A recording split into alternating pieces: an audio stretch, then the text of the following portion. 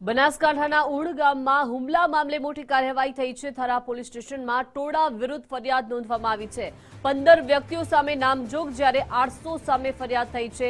હુમલો કરનાર ટોળાના અનેક આગેવાનો અત્યારે ભૂગર્ભમાં ઉતરી ગયા છે। ગતરોજ ઉડ ગામને ટોળાએ બાનમાં લેતા ચકચાર મચી છે।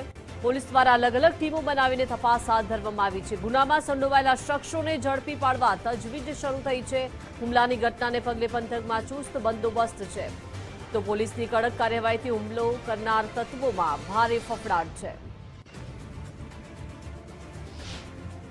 પછી પણ પોલીસ ઉપર અને લોકો ઉપર પથ્થરમારા કરવામાં આવ્યો, લોખંડના પાઇપ લાકડીથી ધોકાથી મારવામાં આવ્યો। તો પોલીસ દ્વારા જે હળવો બળ પ્રયોગ છે તે કરવામાં આવ્યો, લાઠીચાર્જ કરવામાં આવ્યો અને ટીયર ગેસ સેલ છોડીને આ ટોળાને વિખેરવામાં આવેલ હતો। આ જે બનાવ બનેલ તેમાં 4 થી 5 પોલીસને ઇન્જરી થયેલ છે અને જે ટોળા તરફથી પથ્થરમારો થયેલ છે આ પથ્થરમારાના કારણે ટોળાના પણ કોઈ લોકોને ઇન્જરી થયેલ છે। આ તમામ લોકોને સારવાર માટે પણ તજવીજ કરવામાં આવેલ છે। આ બનાવ અનુસંધાને અત્યારે ઊન ગામમાં અને જિલ્લામાં શાંતિ છે, કાયદો વ્યવસ્થા કંટ્રોલમાં છે।